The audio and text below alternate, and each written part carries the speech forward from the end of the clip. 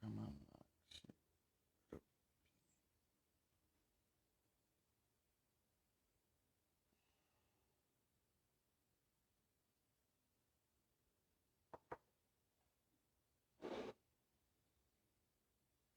Não tá achando o perfil dela.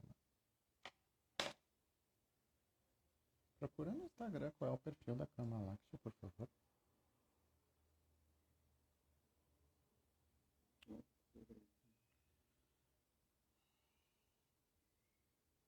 Kamaláxia DD. Não.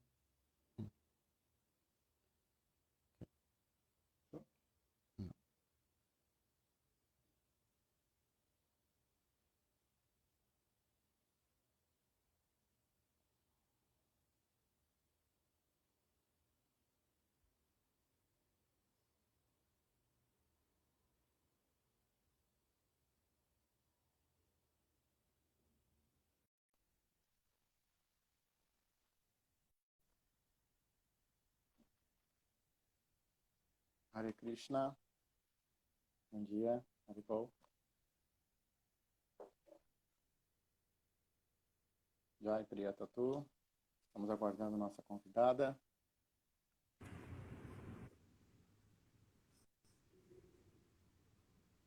Vai, Kamaláxia, me escuta? Haribol. Eu estou Haribol, ouvindo, tá bom me ouvindo dia. direitinho? Perfeito. Ótimo. Que horas são aí na Índia agora? Agora são 5h30, mais ou menos. Ah, boa tarde, então. Então, que é uma felicidade recebê-la aqui na segunda live que o Luz do Bhagavata promove. Hoje o tema é sobre o que é o professor, né, a relação guru-discípulo, aluno-professor, a partir dos exemplos de Sutta Goswami, que é essa personalidade central na narrativa do Bhagavata, né? Então, Kamaláxia está foi nossa convidada para discutir esse tema. Meu nome é Vijaya Devadas, também Vitor Dil, né? Sou um dos organizadores aqui do Luz do Bhagavata, que é um grupo de estudos, né, que se dedica a estudar o Srimad Bhagavatam, que nasceu no início de 2020 em encontros presenciais. Em função da pandemia, nós começamos a utilizar muitas plataformas digitais. Então, e a utilização do Instagram e das lives foi um recurso adicional para a gente poder discutir os temas do Bhagavata, que são temas eternos, temas transcendentais e que são infinitos, né? Tem a característica semelhante a Krishna, né? Que é o próprio Krishna, infinitos. Então, eu faço uma apresentação breve da Kamaláxia. Kamaláxia Rupini é discípula de Apatka Swami e serviu durante cerca de 2 décadas no Templo de Belo Horizonte, tanto na administração quanto dando palestras e cursos e organizando os festivais de domingo. É dançarina de dança clássica indiana, Bharatanatyam, e professora, além de mestra em artes. Ou seja, uma pessoa altamente qualificada para nos falar sobre a relação entre guru e discípulo, aluno-professor, a partir dos exemplos de Sutta Goswami, esta personalidade central do Bhagavatam. Então, Kamaláxia, por favor, você pode assumir a fala a partir de agora. Muito obrigado. Obrigada, Prabhu Haribol. Reverências a todos, então, presentes. Então, eu fui convidada para falar, né, sobre esse assunto, essa questão da relação entre mestre e discípulo, como o Prabhu falou. Gente, eu quero só que vocês me deem um toque a respeito do meu áudio, tudo se ficar ruim, porque eu tive algumas experiências de, às vezes, os áudios não ficarem muito bons aqui no Insta com algumas lives que eu fiz, então, se ficar alguma coisa não estiver claro para alguém que está ouvindo, me avisa, por favor, aqui nas mensagens, tá? Que eu tento fazer alguma coisa aqui. Bom, então. Que bom. Bom, então, já que a gente está aqui, né, falando sobre guru e discípulo, a primeira coisa que eu gostaria de fazer é prestar a reverência para os meus gurus. E Vijay está te mandando embora. É que eu Acho não que vou não tem poder, né? como. Se eu sair, cai a live. Aí... Porque eu estou como convidada. Mas, então primeiro eu gostaria de prestar reverência para os meus mestres espirituais, para os meus gurus, não só meu mestre espiritual iniciador, que é Jayapataka Swami, mas também para todos os outros, meu avô espiritual e aqueles que de alguma maneira me instruem, os meus shikshagunas também. Om Agyanatingrandasya Gyanam Janam Shalakaya Chakshurumirtam Yena Tasmai Shri Gurave Namaha Mukam Karoti Vachalam Pangum Gayate Girim Kripatamaham Pande Shri Gurum Dinataram. Então, o pedido foi que eu falasse a respeito do guru, né, dessa figura do guru, a partir do exemplo de Sutta Goswami, porque a gente sabe que o Bhagavatam, aquele conhecimento que está no Bhagavatam, ele foi falado mais de uma vez, na verdade, né?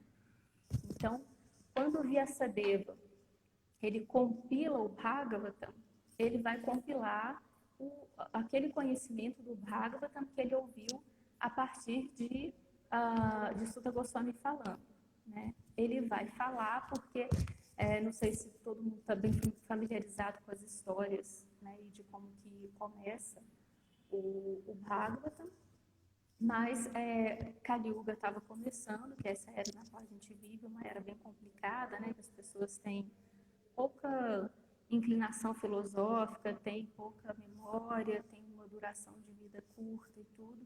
E os sábios, quando eles veem isso, eles não ficam muito felizes com essa situação, porque é natural que os sábios queiram o bem de todo mundo, né? Então, eles se juntam para poder fazer esse sacrifício, né, esse yajna. E aí, o melhor sacrifício de todos, o yajna melhor de todos para essa era, é a gente falar sobre as atividades transcendentais de Krishna e dos seus devotos, né? Então, eles se unem lá para ter esse katha, para ter essa conversa. E aí, Sutta é a pessoa que vai falar o Bhagavatam ali. E Vyasadeva vai compilar o Bhagavatam a partir dessa fala de Sutta Goswami com os sábios de Naimisharanya. E como que Sutta ficou sabendo dessa história? Como que ele ficou sabendo dos assuntos do Bhagavatam? Porque ele ouviu quando o Bhagavatam foi falado para Maharaj Parikshit, que também é uma história que está dentro do próprio Bhagavatam, né? E então, ele estava lá, ele escutou, né, Shukadeva Goswami falando para Maharaj Parikshit aquele conhecimento, quando Maharaj Parikshit foi amaldiçoado a abandonar o corpo, né? E aí, então, ele falou, nossa, deixa eu me ocupar em alguma coisa que vale a pena aqui, que eu tenho 7 dias de vida, eu tenho que dar um jeito, né? A gente, às vezes, acha que tem muito tempo, a gente fica perdendo tempo com bobagem. Mas quando você sabe que você não tem muito tempo, aí você foca, né? Então, ele falou, bom, já que eu vou abandonar o corpo logo, então eu vou largar tudo que não é essencial para lá e vou focar aqui no qualquer coisa mais importante que todo mundo precisa saber, principalmente uma pessoa numa situação como a minha, que está prestes a morrer, né? Então, quando ele se vê nessa situação, quando Parikshit vai falar, quando Shukadeva Goswami vai falar para Parikshit, então, todo esse conhecimento, e aí as pessoas ficam sabendo que isso vai acontecer e elas todas se aproximam para ouvir, porque elas sabem que o Bhagavatam vai ser falado lá.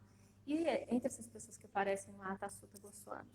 E aí ele escuta o Bhagavatam sendo falado e depois ele aparece lá em Naimisharanya e vai falar também. Então, ele tem uma característica, ele é chamado de Shrutidhara. Shrutidhara é uma pessoa que, quando ela escuta uma coisa uma vez, ela já decora. Então, esse era o nível de inteligência que ele tinha. Por isso que ele escutou uma vez, o Bhagavatam sendo falado, ele saiu de lá e chegou aí na Naimisharanya e perguntou, conta, né? Conta o que aconteceu, conta o que eles conversaram lá. E ele tinha capacidade para falar por causa disso, porque ele tinha essa capacidade de lembrar de tudo. Então, é a partir daí que Vyasadeva vai compilar. Então, esse Bhagavatam que a gente tem acesso é o Bhagavatam compilado por Vyasadeva, falado por Sutta Goswami. E é interessante, então, eu peguei alguns pontos para falar, porque é um assunto super extenso, super cheio de detalhes, então eu selecionei alguns pontos que eu acho que são importantes da gente tocar.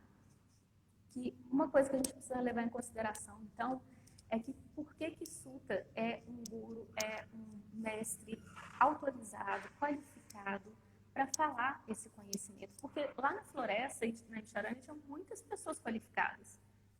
Por que ele foi falar, né? Então, o guru, o mestre, ele não pode ser qualquer pessoa. Ele tem que ter certas qualificações.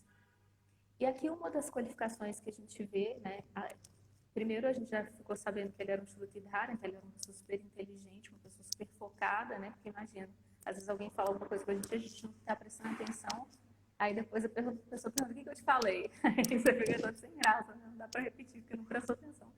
Então, Sutta Goswami era uma pessoa muito focada, porque senão ele não conseguiria ter essa capacidade de absorver todo o conhecimento tendo ouvido uma vez só. Mas uma coisa muito importante é que ele estava dentro de uma corrente de sucessão discipular, né? Ele escutou esse conhecimento de alguém. Ele não inventou nada. Ele não criou uma coisa nova e foi lá falar para os sábios. Ele escutou esse conhecimento e é dito que ele passou esse conhecimento da maneira como ele escutou e, ao mesmo tempo, ele também teve a capacidade de colocar o que a gente costuma chamar de as realizações, né, que seriam as percepções, o entendimento dele do assunto. Então, uma coisa ele não só repetia esse conhecimento como um papagaio sem saber o significado, né? Ele sabia, ele entendia profundamente o significado e por isso ele podia falar da perspectiva dele. E, ao mesmo tempo, ele repetia esse conhecimento como ele é. Então, é uma coisa que aí a gente vê que também não dá para qualquer pessoa fazer isso. Por quê? Ou a pessoa vai repetir de uma maneira mecânica, e em qualquer área de conhecimento, se você só decora uma coisa e vai falar, quando alguém te faz uma pergunta, ou quando tem uma situação específica, você não tem um conhecimento profundo o suficiente para entender como você pode aplicar aquele conhecimento naquela situação específica. Então, esse é um ponto importante. Uma pessoa que só repete sem entender o conhecimento, sem introjetar esse conhecimento, sem ter um conhecimento mais amplo, sem ter um discernimento, ela não vai conseguir passar para frente de uma maneira apropriada esse conhecimento. Porque uma coisa é você ter a jnana, o entendimento teórico de alguma coisa, e outra coisa é você ter o vijnana, que é o entendimento profundo de como isso realmente acontece, como isso se dá no mundo, na dinâmica da vida, né? Não é uma coisa estática. E isso é muito interessante porque, olha só, a gente já tem o conhecimento das escrituras. Então, só que o que está escrito, ele está ali fixo, ele não muda, né? O que está escrito no papel não vai mudar. Então, se todo o conhecimento que a gente precisa estar nas escrituras, para que a figura do mestre? Por que a gente precisa de um guru? Seria só a gente ler as escrituras e pronto. Então, essa figura do guru, ela é a figura que não vai contra as escrituras, não vai contra aquilo que está fixo, aquilo que é imutável, aquilo que está escrito, que está registrado, mas, ao mesmo tempo, ele traz esse discernimento, ele vai trazer essa dinâmica, ele vai trazer a coisa para a vida real, para esse momento, para essa pessoa específica, para aquela circunstância específica, né? E, ao mesmo tempo, é isso. Ele tem esse discernimento, ele tem esse conhecimento, ele tem essa capacidade, mas não é uma coisa que ele vai utilizar para tirar um proveito próprio, né? Então, ele tem que ter esses dois lados muito bem equilibrados. Não ficar rígido em um monte de conhecimento que não é compreendido adequadamente, mas a flexibilidade dele não pode ser uma flexibilidade em termos de aproveitar e tirar um proveito próprio e tentar fazer um malabarismo de palavras. Por exemplo, eu posso ver que eu tenho um conhecimento e que ele vai me tornar muito popular, eu vou atrair muitos discípulos se eu fizer uma mudança que não deveria ser feita, mas eu consigo dar uma burlada ali, porque a questão teórica, toda a filosofia, ela tem a capacidade de a gente conseguir fazer isso com ela, se a gente for um pouco esperto. Um grande exemplo disso é Chaitanya Mahaprabhu, né? É muito conhecido como que Chaitanya, ele às vezes pegava um ponto filosófico, ele apresentava esse ponto, e aí todo mundo, como ele era muito inteligente, todo mundo concordava com ele, falava, nossa, é mesmo. E aí, quando todo mundo concordava, ele vinha com um argumento oposto. E ele destruía aquele argumento que ele mesmo tinha colocado. E era tão inteligente que todo mundo falava, nossa, é verdade. Não, agora você tem razão, realmente. E aí, o que ele fazia? Ele fazia a mesma coisa de novo. Aí ele refutava aquele argumento. Ou seja, pelo nosso conhecimento e pela nossa mente, pela nossa inteligência material, se a gente for inteligente, a gente consegue fazer malabarismo de palavras com as coisas. A gente consegue usar qualquer conhecimento para tirar uma vantagem. Então, o guru, ele não pode ser essa pessoa. Ele tem que ser uma pessoa em quem a gente possa ter essa confiança de que, assim como o Sutta Goswami fala lá no Bhagavatam, que ele vai passar o conhecimento como ele é e que ele, ao mesmo tempo, vai... Opa! Literalmente cai. Tem um negócio... Vocês estão me vendo? Que, ao mesmo tempo que ele vai dar aquele conhecimento como ele é, ele tem essa capacidade de adequar o conhecimento a tempo, lugar e circunstância e para determinadas pessoas, mas nunca para adular uma pessoa para conseguir discípulos, nunca para simplesmente satisfazer o ego de alguém, ou para satisfazer o ego dele mesmo, ou para tirar alguma vantagem, seja como for. E, então, assim, vocês vejam que é uma coisa extremamente delicada, né? E por isso a gente sempre deve procurar muito bem saber quem é o guru antes da gente se render ao guru. Por quê? Porque, por outro lado, também, a partir do momento em que você entende que uma pessoa é qualificada para ser seu guru, se você está o tempo todo com o pé atrás, na primeira instrução que essa pessoa te der que fira o seu ego, vai ser muito fácil você abandonar tudo e ir embora. Então, é uma questão muito delicada e é muito importante, a mais importante de todas, assim, essa questão da relação com o guru por causa disso. Né? Porque através dele é que a gente vai ter um contato com as escrituras e com o conhecimento de uma maneira que não esteja rígido. Ele pode nos ajudar, mas ao mesmo tempo tem que ser a pessoa certa, porque senão também pode atrapalhar muito. Então, primeiro a gente precisa ter essa confiança. Uma das formas que a gente pode ter essa confiança é esse ponto que eu tinha colocado a respeito de Sutta Goswami, da pessoa estar dentro de uma sucessão discipular. Por quê? Porque isso significa que ela também teve um guru. E que o guru dela também teve um guru. Então, ela recebeu um treinamento apropriado, né? E pressupõe que ela também, que o próprio guru dela, que também foi uma pessoa que recebeu um treinamento apropriado, que também é qualificada, viu que aquela pessoa estava em condições de exercer aquele papel. Né? Então, por isso, é uma das razões pela qual a sucessão discipular é tão importante. Né? É como se fosse uma garantia. Né? Quando você vai comprar um produto, às vezes você não procura uma marca que todo mundo conheça, que você sabe que é boa, né? Então, por que o guru você vai pegar ele de qualquer esquina? Né? Se, sei lá, um macarrão que você vai comprar, você vai tentar comprar um bom, o guru você vai pegar o primeiro que passou na sua frente. Então, é muito importante você ter esse certificado de qualidade. É claro que, como o Prabhupada falava, mesmo nas estradas mais seguras, você ainda tem risco de acidentes. Mas todo mundo prefere andar por uma estrada mais segura do que por uma menos segura. Então, é mais uma garantia que a gente deve buscar ter, né? Bom, então esse é um dos pontos dele, está dentro da sucessão discipular. A gente viu que ele ouviu esse conhecimento do Bhagavatam de alguém. E aí é dito no próprio Bhagavatam que uma das qualificações que ele tem é que ele era livre de todos os vícios. Isso é muito importante também, porque quando uma pessoa tem um vício, vamos falar de uma forma geral para ficar mais fácil de entender, essa pessoa muitas vezes ela é capaz de passar por cima dos membros familiares, da sua ética, na sua profissão.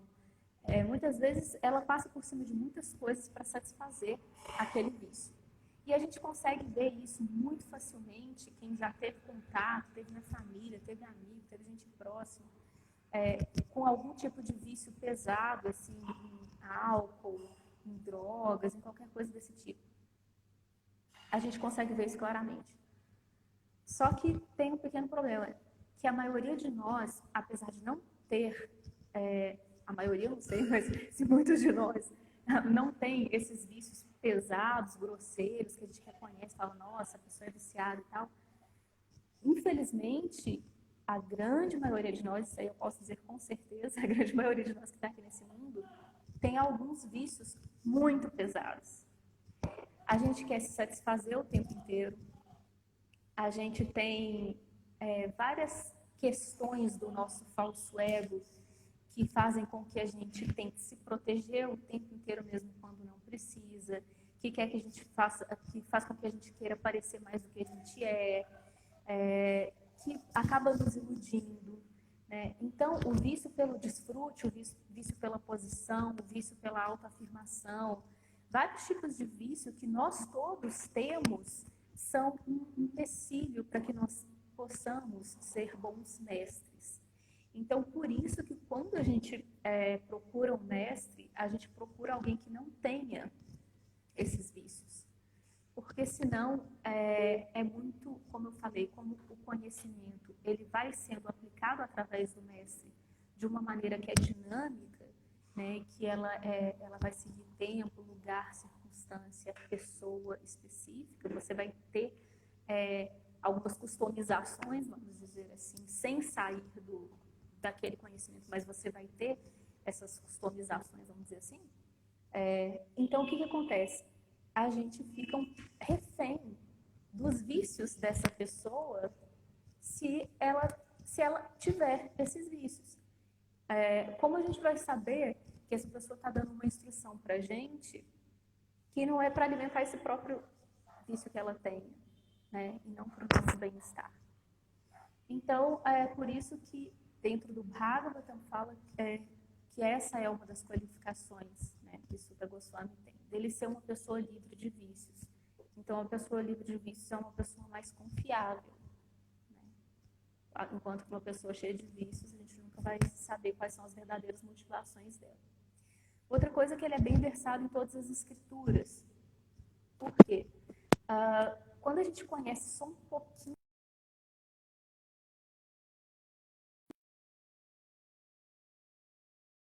um pouco de conhecimento, às vezes é pior do que você não ter conhecimento nenhum.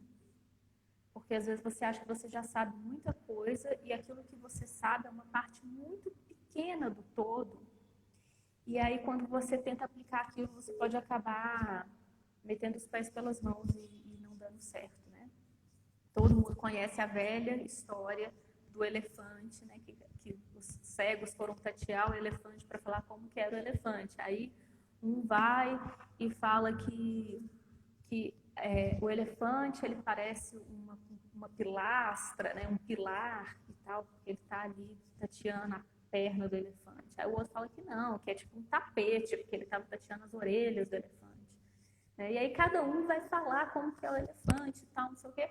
E no final das contas ninguém estava entendendo o que era o elefante. Então, muitas vezes, quando a gente tem um pouquinho de conhecimento sobre uma coisa, primeiro a gente tende a achar que a gente sabe muito. Se é um assunto profundo que você conhece um pouquinho, você tende a achar que é muito. Por quê? Gente do céu, toda hora eu digo assim. Por quê? Quando você tem uma coisa muito grande, né? Quando você vê uma coisa que é muito maior do que você, por exemplo, se você é uma criança e você é uma criança de 4, 5 anos de idade e seu pai ou sua mãe te fala que tem 5 mil reais. Você fala assim, nossa, isso é dinheiro pra caramba, eu vou comprar uma casa, um carro e um cachorro. Tipo assim, porque pra quem não tem nada, aquilo é muito. E como o dinheiro é um negócio quase que ilimitado, né? As riquezas, elas são... Tantas riquezas existem no mundo. Ou a mesma coisa para uma criança de 3, 4 anos, que se você falar que você tem 40 anos, ela vai te achar um ancião. Né? Eu lembro quando eu tinha 5 anos, eu olhava para minha mãe, que tinha 30 e pouco, e falava, nossa, ela é Ela é muito velha. Depois, quando você está chegando lá, você acha que de jeito nenhum, né? Então, quando você entra em contato com um conhecimento que é imenso, na hora que você vê um pedacinho dele, dentro daquele pedacinho, para você tem tanta coisa que você, quando você sabe aquilo lá, você acha que você já está sabendo muito, porque é muita coisa. Quando você não sabia nada, né? Na hora que você fica sabendo isso aqui de muita coisa é muita coisa. Então, isso aqui de um conhecimento imenso é muita coisa, comparado com quem não sabe nada. Mas comparado com todo o conhecimento é muito pouco. E aí, se você dá um passinho além e depois disso aqui você conhece isso, e isso, e isso, e isso, e você vê que tem muito mais, você começa a desconfiar que aquilo que você sabe não é nada, que é muito. Então, quem está sabendo isso aqui sempre acha que está sabendo muito. Quem vai sabendo isso, quanto mais vai sabendo, mais vai tendo a dimensão da grandiosidade da coisa, vai vendo que sabe muito pouco. Então, por isso que é importante a pessoa ter esse conhecimento amplo das escrituras, ela ter essa visão geral, igual o cara que vai conseguir ver o elefante de fora e ver a forma dele toda. Porque senão, a pessoa que conhece só uma pequena fração das escrituras, ela pode achar que ela está sabendo tudo, mas ela pode estar pegando uma parte muito específica. Ou quantas vezes a gente que já está nesse processo viu pessoas, por exemplo, citarem pequenos trechos, ou porque Prabhupada disse, ou porque está escrito no Bhagavata, ou porque está escrito no Chaitanya Charitamrita, então, ou porque está escrito não sei na onde, está escrito na Bhagavad Gita. E, na verdade, fora do contexto, uma coisinha desse tamanho, ela vai te dar, às vezes, uma visão errada. Então, por isso que quando você vai ensinar alguma coisa para alguém, não adianta você saber só um pouquinho. Você já tem que ter uma visão mais ampla, você já precisa ter um conhecimento maior, um conhecimento mais geral, porque senão você pode, você mesmo, estar enganado. Você mesmo pode não conseguir ainda ter esse conhecimento mesmo necessário para ter uma visão do todo. Então, dentro da sucessão discipular, conhecimento, ele era bem versado em todas as escrituras, porque ele tinha também estudado com alguém apropriado, então por isso que ele conseguiu ter esse conhecimento, né? Como eu falei, não é um conhecimento só porque ele leu um monte de coisa, porque ele podia ter lido um monte de coisa, entendido tudo errado, né? Quem nunca passou por isso? Você vai e acha que você entendeu tudo, você lê um livro imenso, na hora que você vai ver que não era nada daquilo que o autor estava querendo dizer. E tem uma coisa que é interessante, que é dita no Bhagavatam também, que é que qualquer desqualificação que ele pudesse ter, por não ter um super nascimento e tal, não sei o quê, que aquilo foi aniquilado pela associação que ele teve com os sábios e com o seu guru. A gente sabe que em toda a literatura védica, de verdade, é bem mais enfatizada a qualificação do que o nascimento, né? A pessoa, vamos pegar o próprio Prahlada Maharaja, que nasceu numa família de asuras e era um grande devoto. A gente tem vários exemplos desses, né? Então, a mesma coisa é dita aqui a respeito do mestre, né? Do guru. Mesmo que a pessoa tenha tido um nascimento inferior, ou considerado inferior, pode ser uma família inferior, ou seja lá o que for, ela, pela associação adequada com as pessoas sábias, com as pessoas santas e com o guru, a partir do momento que ela se associa adequadamente, né, recebendo instruções, sendo apropriadamente treinada, etc., qualquer desqualificação que ela pudesse ter, ela consegue sobrepujar essas desqualificações por ter essa associação. Então, isso é algo que é estabelecido no Bhagavatam e que, portanto, é algo que a gente deve seguir, né? Esses princípios que são colocados ali. E aí, então, no verso 44 aqui do capítulo 3, do primeiro canto, Suta diz que vai falar o conhecimento que ele recebeu do guru, porque ele aprendeu por ter ouvido com completa atenção, como eu disse, ele era um Shrutidhara, porque ele conseguia ter foco, então ele conseguia poderia prestar atenção e poder repetir esse conhecimento depois. E lá ele diz que ele aprendeu pela misericórdia do Guru, né? E aí ele fala então que ele vai passar esse conhecimento conforme ele aprendeu e conforme ele compreendeu também, que foi aquele ponto que eu coloquei, os 2 pontos. Você repete exatamente o que é, mas esse exatamente o que é, ele também tem várias facetas, e você tem que ter essa capacidade, né? E aí, nesse significado, Prabhupada explica que o Guru deve ser genuíno, que ele não tem que estar apegado a uma vida impura, como eu falei a respeito da questão dos vícios, né? E que ele não pode interpretar esse conhecimento simplesmente através da erudição mundana. Ele tem que ter um conhecimento que é transcendental, né? Ele não pode simplesmente, com a mente material, a gente não consegue entender esses tópicos transcendentais.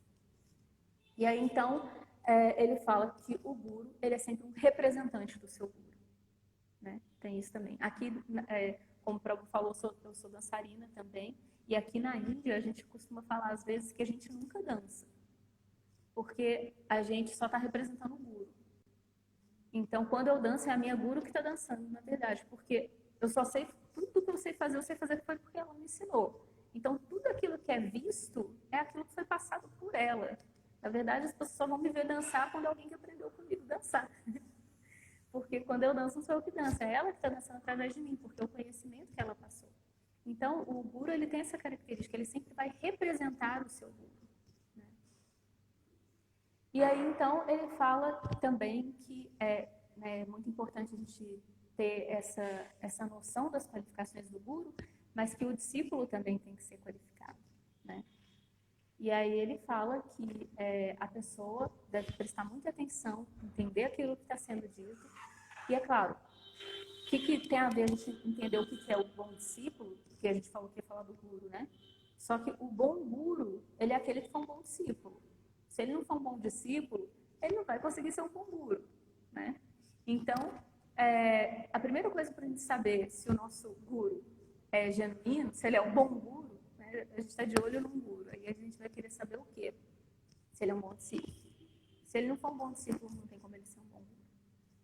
E aí, Prabhupada fala que ninguém pode ter essa atenção, esse foco que Sutta Goswami tem ali. Por que ele consegue ser tão inteligente, tão focado e passar esse conhecimento apropriadamente? Aí Prabhupada fala que ninguém consegue ter essa atenção toda se a pessoa não tiver a mente pura, né? Porque normalmente a nossa mente ela fica querendo 1 milhão de coisas, ela fica toda distraída aqui e ali o tempo inteiro. Então, uma pessoa como Sutta Goswami, por que ele consegue ser um Shrutidhara e ter esse foco, essa atenção? Porque a mente dele é pura. Então, a gente só vai conseguir ter essa atenção total se a nossa mente for pura. E ninguém pode ser puro na sua mente se não for puro na sua ação.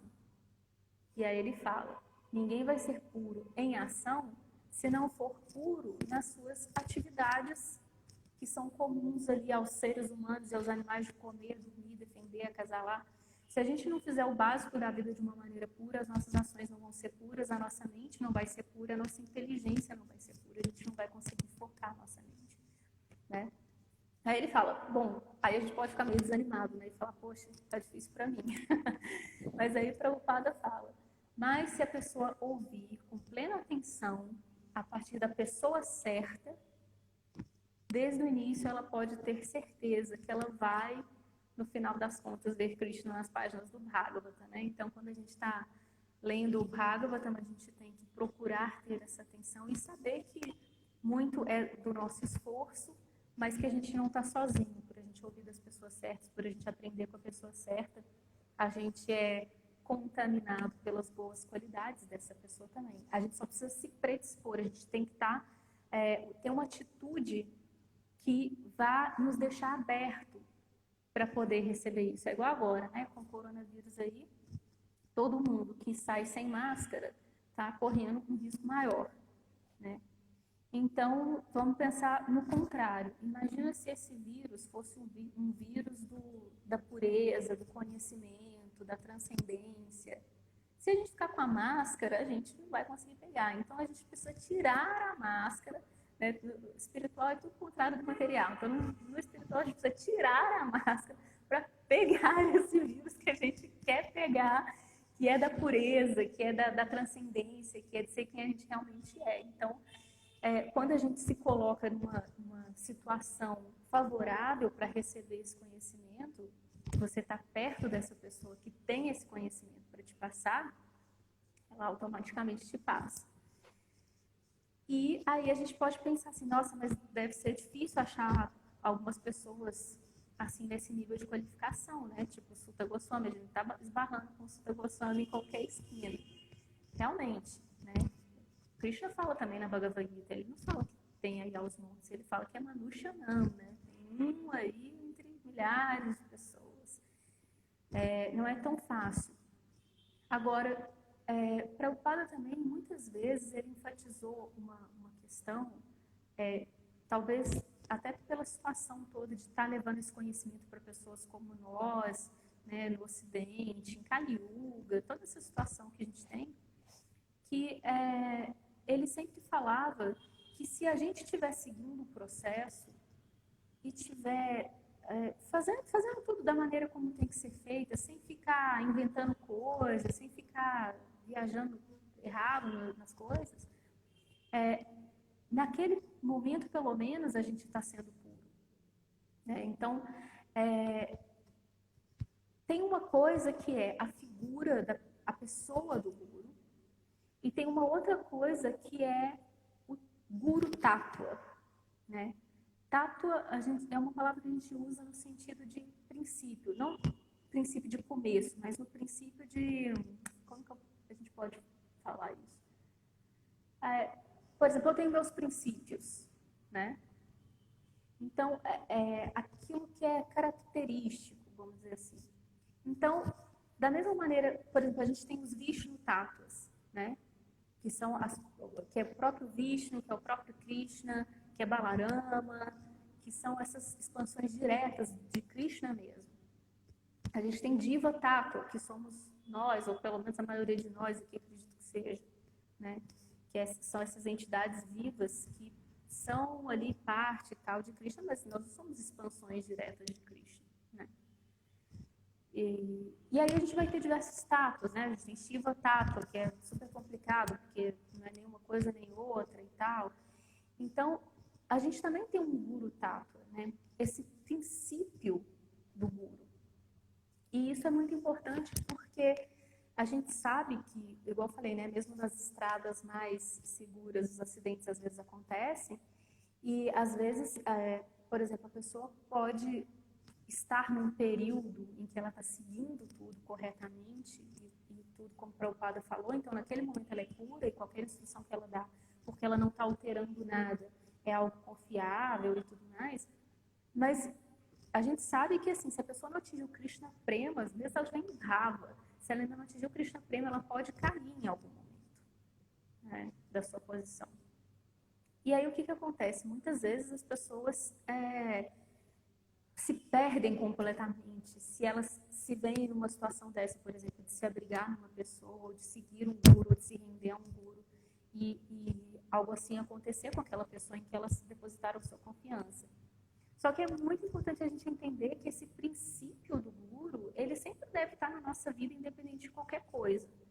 Talvez não a pessoa, mas é engraçado porque, por um lado, a gente é muito personalista, é tudo muito pessoal, mas, por outro lado, também existe um aspecto que ele não é tão pessoal em todas as coisas, né? É igual...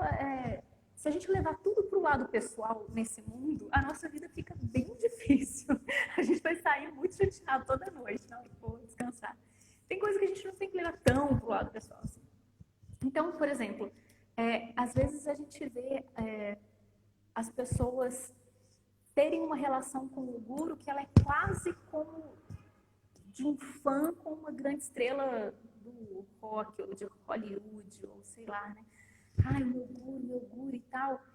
E, às vezes, é isso, assim, falta, às vezes é muito uma carência, né? E até uma projeção que a pessoa faz ali de uma necessidade que ela tem, de um salvador, de sei lá, e tem pouco entendimento do Guru Tattva, desse princípio do Guru, né? E que é uma coisa importante, que tem a ver com isso que eu falei também anteriormente, de que assim, o Guru, ele é simplesmente um representante do seu Guru. Então, no final das contas, Krishna que é o Guru Supremo, né? E todos os outros são representantes dele, no final das contas. Então, a gente precisa tanto ter essa reverência com o nosso Guru e o respeito e tudo, como também o entendimento dessa questão do Guru Tattva. Até porque, senão a gente fica achando que só o nosso Guru que é Guru também, né? E não consegue entender, por exemplo, a gente tem Diksha Guru, mas a gente também tem Shiksha Guru. Então, o seu Guru que te dá a iniciação é um, e às vezes você tem outros Shiksha Gurus que te dão instrução e que são tão importantes quanto. Inclusive porque a gente tem que lembrar que a nossa sucessão discipular do hinduísmo é uma sucessão discipular de Shiksha Guru, e não de Diksha Guru. Já começa por aí, para a gente ter uma noção da importância do Shiksha Guru. Agora, imagina, se uma pessoa ficar apegada só à figura do Guru e não ter esse entendimento do Guru Tattva, como que ela vai fazer quando ela chega numa sucessão discipular, que é uma sucessão discipular de Shiksha Guru? Né? Ela já vai ficar confusa, porque já tem um problema aí, então. Então, a gente precisa ter também esse entendimento desse Guru Tattva e dar esse respeito a todos aqueles que estão cumprindo essa função, porque não é só uma questão de você respeitar a pessoa diretamente, mas é de você respeitar o princípio do Guru. Né? Então, é muito importante a gente ter essa relação não só com o nosso Guru, é igual o devoto neófito que vê a deidade, só vê Krishna na deidade, não percebe como ela deve se relacionar com as outras pessoas. Né? É a mesma coisa esse devoto neófito que ele acha que só o Guru dele é que precisa ser respeitado, só o Guru dele que é o Guru. Né? Então, os outros Gurus são outros. Não, esse Guru não é meu, você que se vire. Fulano vai chegar. Mas ele é seu Guru, ele não é meu, vai você servir ele. Né? Então, nós não servimos simplesmente um Guru específico de uma pessoa específica, mas a gente serve o princípio do Guru. E dessa maneira a gente serve Krishna também. Tanto é que quando a gente senta para dar aula no templo, no assento que existe específico para isso, o que a gente fala? Que a pessoa vai sentar na Vyasa Asana. Né? Quem que é Vyasa? Vyasadeva é um grande Guru para todos nós, porque ele compilou toda essa literatura. Então ele ensina para todo mundo. E aí o que acontece? Quando você senta na asana, no assento, você senta no assento de Vyasadeva. Ou seja, você não está dando a sua opinião ali e tudo mais, você está representando Vyasadeva. Então, qual que é o sentido de você simplesmente ficar numa adoração séria, totalmente bitolada com uma pessoa só, né? Sendo que você, se você faz isso, você não entendeu que você não está exatamente escutando aquela pessoa, você está escutando Vyasadeva, você está escutando, consequentemente, Sutta Goswami, porque Vyasadeva escreveu o que Sutta Goswami falou. E você está escutando Shukadeva Goswami. E você está escutando Krishna, então. Né? Então, esse entendimento, essa maturidade do que é o Guru Tattva é muito importante para a gente não ficar... Exatamente. Então, por um lado, a gente sabe que nós somos personalistas e, por isso, sempre vai existir estilos diferentes, vamos dizer assim. Né? Então, por exemplo, se a gente tem uma música, a gente pode ter vários estilos de cantar aquela mesma música. Né? E os gurus são mais ou menos assim também, porque eles são pessoas, né? E como eles não só repetem de uma maneira automática o conhecimento, cada um vai colocar o seu estilo. Né? Se a gente vê, sei lá, o livro de Vyasa Puja de Prabhupada, todo mundo foi lá e escreveu uma carta para Prabhupada no dia do oferecimento dele e tal. Todas as oferendas podem ser muito boas, mas cada um vai ter um estilo de escrever e cada pessoa vai gostar mais de um estilo. Então, a gente segue aquele estilo. Né? Mesmo quando o Prabhupada escreve o significado da Bhagavad Gita, ele fala que tem ponto que ele fala assim, aqui Baladeva Vidyabhushana faz tal e tal comentário. Mas Vishwanatha Chakravarti Thakura não concorda com ele. Ele fala tal e tal coisa, ele fala o oposto. Aí tá, o que a gente vai fazer? Vamos colocar Baladeva Vidyabhushana e Vishwanatha Chakravarti para fazer uma queda de braço e ver quem que é melhor? Né? Não é. Um dos dois está errado? Não está também. São perspectivas diferentes. Né? Bhaktivinoda Thakur, ele fala que na fonte tá tudo como é, né? Tá tudo purinho ali. Mas aí conforme vai vindo, né, aquele conhecimento, ele vai se ramificando e aí ele vai passando, um vai passar por um lugar que tem um monte de areia, outro vai passar por um outro que tem terra, outro vai passar por umas pedras e vai tomando certas características, ainda que seja a mesma água, né? Então, por isso que a gente tem tantos gurus, porque senão também a gente tinha um guru só, né?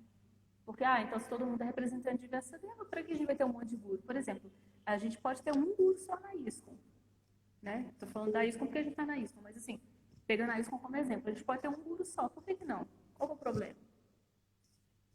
Então, vai todo mundo falar a mesma coisa mesmo? Né? Mas a gente não faz isso, por quê? Porque cada um vai ter um estilo, cada um vai tocar de uma maneira, cada um dentro dessa missão maior, cada um tem a sua pequena missão, vamos dizer assim. E aí a gente também vai se sentir mais à vontade e vai se sentir mais inspirado, né, por uma pessoa ou outra. Tem gente, por exemplo, que mesmo falando esse mesmo conhecimento, a gente respeitando, entendendo que são, né, pode ser um devoto puro e tal, mas assim, às vezes não me dá aquele estímulo, né, e tudo mais. Exatamente. Prabhupada, né, sempre colocou tudo nas costas de Krishna, né, nesse sentido. Ele não falou assim, porque eu estou falando. E você vê que o próprio Krishna fala isso na Bhagavad Gita. Né? Fulano falou, não sei quem falou, não sei quem também falou.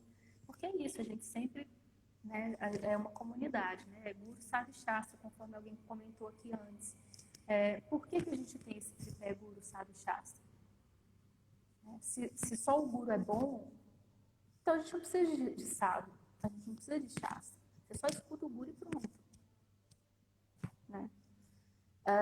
Outra coisa, se só Shastra é bom, então você não precisa de Guru, você não precisa de sadhu, vai morar sozinho e fica lendo as escrituras. A gente já viu no Bhagavatam, isso não dá muito certo. Se só sadhu é bom, só os praticantes são bons, então a gente precisa de Guru, a gente não precisa de escritura. Isso não é o nosso processo. O nosso processo, para falar a verdade, todo o processo de conhecimento que vem, pelo menos aqui da Índia, é Guru, sadhu e Shastra. Por quê? Porque o Shastra está, como eu falei, ele está fixo ali no tempo, ele não vai mudar. Os praticantes são aqueles que estão ali vivendo no dia a dia a coisa. Né? São as pessoas que estão... as coisas, elas vão se dar de maneiras diferentes, né? Igual eu falei, eu danço. A dança, ela é a mesma para todo mundo, Bharatanata. Mas no meu corpo é uma coisa, no corpo de outra pessoa é outra coisa, porque ela tem outro corpo. Então não tem jeito. E aí ela vai sofrendo algumas adaptações em algumas coisas. E o Guru, ele é a pessoa mais importante porque ele vai fazer a ponte entre os praticantes, porque na prática muitas coisas vão mudar, porque são muitas situações diferentes, e as escrituras que não mudam. Então, o Guru, ele é o ponto de equilíbrio. Ele é aquele que não vai deixar toda aquela rigidez da escritura, ele vai saber aplicar as coisas, mas também não vai virar um negócio tão múltiplo, igual você vai encontrar nas experiências individuais, que vai virar uma loucura que ninguém vai saber o que é o quê, o que é o essencial, o que não pode mudar. Então, o Guru, ele é a pessoa que vai dando essa equilibrada nas coisas, né? Por isso ele é tão importante. Eu estou vendo que tem alguns comentários passando aqui. Alguém falou alguma coisa de só o Diksha Guru pode dar Krishna Prema, né? Alguém comentou alguma coisa a respeito disso. Bom, se for assim, é igual eu falei, a gente está numa situação um pouco complicada porque a nossa sucessão discipular é uma sucessão de Diksha Gurus. Né? Na verdade, esse assunto ele é muito complexo. Eu acho que precisa de outra live para falar disso, porque quem pode dar Krishna Prema, né? Isso é bem complicado. Só Krishna, no final das contas, pode dar Krishna Prema, né? Mas aí ele sempre gosta de dar a glória para os devotos. Então, ele dá para os devotos poderem distribuir. Agora, como fica, né, essa situação, por exemplo, da nossa sucessão discipular, na qual a gente tem uma sucessão de Shiksha Gurus? Ou como fica a situação, por exemplo, de um guru que ainda não atingiu Krishna Prema, por exemplo? Como que ele vai dar alguma coisa que ele não tem? Aí, então, porque assim, primeiro que assim, não tem nem como a gente saber quem tem Krishna Prema e quem não tem. A gente não consegue analisar alguma coisa que é maior do que a gente. Até porque, quando você tem uma coisa muito preciosa, você não fica dando bobeira para ir mostrando para todo mundo, né? Se você tem um diamante super precioso, você vai sair com ele na rua assim? Você vai parar no ponto de ônibus, vai dar uma jogadinha nele para cima? Você não vai fazer isso. Então, quem tem Krishna Prema, a gente não vai nem ficar sabendo. A gente tem que fazer um esforço para tentar caçar ali quais são os sintomas, e dependendo do nosso próprio estágio, a gente também não vai nem conseguir ficar sabendo, né? Então, é um assunto muito complicado, assim, né? Agora, igual eu falei, tem uma questão que é o Guru Tattva, que está além simplesmente da pessoa. Por exemplo, se eu não tenho uma coisa, mas eu conheço quem tem, e essa pessoa me dá e fala, entrega ali para ele, eu posso pegar e entregar mesmo que eu não tenha aquilo, né? Então, eu acho que é um assunto que ele é bem complexo, assim, para a gente começar a falar nesse momento, que a live já está quase acabando. Mas eu acho que talvez seja um assunto interessante para pensar aí para as próximas conversas, se alguém se disponibilizar para falar sobre esse assunto. Mas eu acho que é isso, assim, a gente tem que sempre entender que Diksha, ela é importante porque ela liga a gente na corrente de sucessão discipular. Mas, não necessariamente a Krishna Prema vai vir do Diksha Guru. Até porque tem gente que nem tem contato assim, com o Diksha Guru. Então, como que a pessoa recebe isso dele? Só porque ela recebeu a iniciação? Não tem treinamento, não tem associação, não tem nada. Você recebe a iniciação, aí... Como que é isso? Né? Eu acho que esse é um assunto que é interessante para umas próximas lives aí. Como você alcança Krishna Prema, né? Não sei se é bem só pelo Diksha Guru, assim. Talvez, acho que não seja muito exatamente assim. Como que a gente começou às 9, era de 9 às 10, não era? Das 9 às 10, a gente começou às 9 e 6, 9 e 7, mais ou menos. Então, eu acho que às vezes, assim, tem tanta coisa, né, gente? Eu nunca consigo falar nem a metade do que eu penso, negócio impressionante. Mas, assim, um último ponto, então, já que não dá para falar todos, que eu acho que é muito importante, que quem quiser dar uma olhada melhor nesse assunto, no primeiro canto, no primeiro capítulo, o verso 8, é um verso que tem coisas muito legais, que eu acho que é legal, que os sábios de Naimisharanya falam para Sutta Goswami. Porque você é muito submisso, ou seja, mais uma qualificação aí do Guru, ele é muito submisso. Seus mestres espirituais abençoaram você com todos os favores concedidos a um discípulo gentil. Portanto, você pode nos dizer tudo que aprendeu com ele. E aí depois Prabhupada arrasa no significado também, é maravilhoso. E aí, esse é um ponto bem interessante também, que assim, se a gente quer receber as bênçãos, se a gente quer receber qualquer benefício, né, que seja Krishna Prema e tudo, conhecimento, pureza, a gente precisa satisfazer os nossos gurus. A gente precisa satisfazer o mestre espiritual. Como? Puxando o saco do guru? Não. Não é adulando o guru. Não é mostrando toda vez que o guru... Né, agora está na época de pandemia, não tem jeito. Aí a gente só pode estar presente na live do guru. Mas, quantas vezes nós que frequentamos os templos e tudo, vimos assim, as pessoas brotarem do chão quando o guru vem, e depois que o guru vai, elas são sugadas novamente pela terra e desaparecem até ano que vem, quando o guru voltar. Então, como que eu satisfaço o meu guru? Aparecendo na frente dele? Não, também. É o serviço, é a atitude, é o dia a dia, é o seu sadhana, né? Porque o guru, ele vai perceber isso.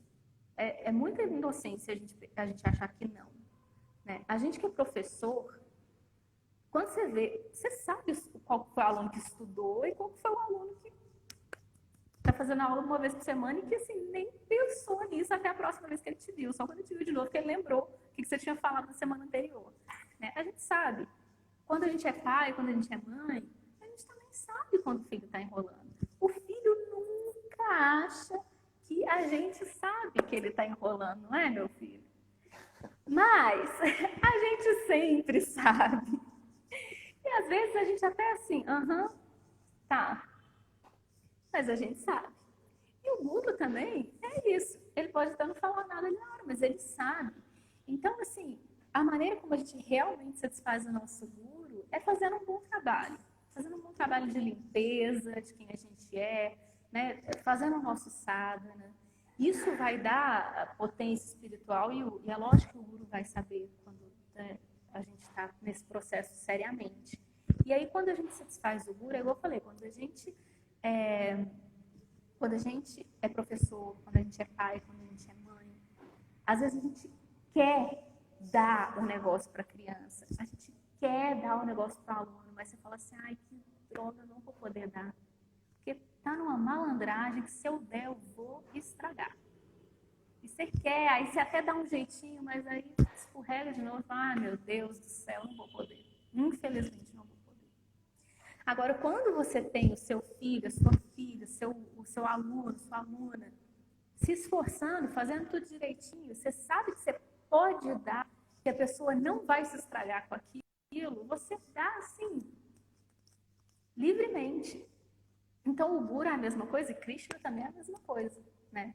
Então, quando o discípulo, ele é um bom discípulo, quando ele realmente está fazendo o seu seva, quando ele realmente está ocupado em progredir na sua vida espiritual, automaticamente o Guru vai poder dar muito para ele, né? E aí, para o padre, ele vai falar no significado, ele vai falar né, que a gente deve sempre fazer perguntas e tudo, se aproximar do mais espiritual, mas que sim, tem uma maneira de você fazer isso, né? Tem uma forma apropriada, que é uma coisa que a gente tem que aprender também. Porque às vezes a gente acha que tem algumas coisas que elas acontecem automaticamente. Seria maravilhoso se fosse assim, mas não é. Né? A gente vê, por exemplo, eu que tenho alguns alunos e alunas, eu vejo às vezes alguns deles se aproximam para perguntar ou para pedir alguma coisa, mas eles são muito estabanados, eles não sabem como fazer isso direito. Fica parecendo um pouco agressivo, ou fica parecendo que está desafiando. E às vezes você conhece a pessoa, você sabe que nem é essa a intenção. Mas às vezes a pessoa não sabe realmente como falar, como se aproximar. É super importante a gente desenvolver essas habilidades, que a gente pode achar que são materialista, né? Eu vou cantar Hare Krishna, vai ficar tudo ótimo. Mas assim, às vezes é importante a gente aprender. Isso faz parte. Por que a gente tem etiqueta Vaishnava? É por isso, né? Porque tem coisa que às vezes a gente ainda não está tão transcendental. Às vezes a gente ainda precisa aprender algumas coisas num outro nível, né? Como você fala com o guru, como você se aproxima dele, né? Como você conversa, como você pergunta, como você pede instrução, né? Então, isso tudo é muito importante, são habilidades que são importantes, que podem dar uma facilitada na vida da gente. E acho que foi a Ananda que comentou, né, que às vezes a pessoa só serve o projeto do guru, ou seus próprios irmãos espirituais, né, fica aquela panela e tal. Mas é aquilo que eu falei, a pessoa não entendeu o que é o princípio do guru, né? Isso é uma coisa muito, muito imatura, né? Você pode conseguir uma turminha super legal ali, né? Tipo uma gangue. Todo adolescente, a pessoa que está passando da infância para a vida adulta, ela precisa disso, assim, né? E às vezes a gente fica nessa adolescência espiritual também. Então a gente fica super feliz, porque eu tenho a turma dos meus irmãos espirituais e das minhas irmãs espirituais. Nós somos a gangue, no meu caso, Japataka Swami, por exemplo. Mas assim, legal, isso vai me levar para o objetivo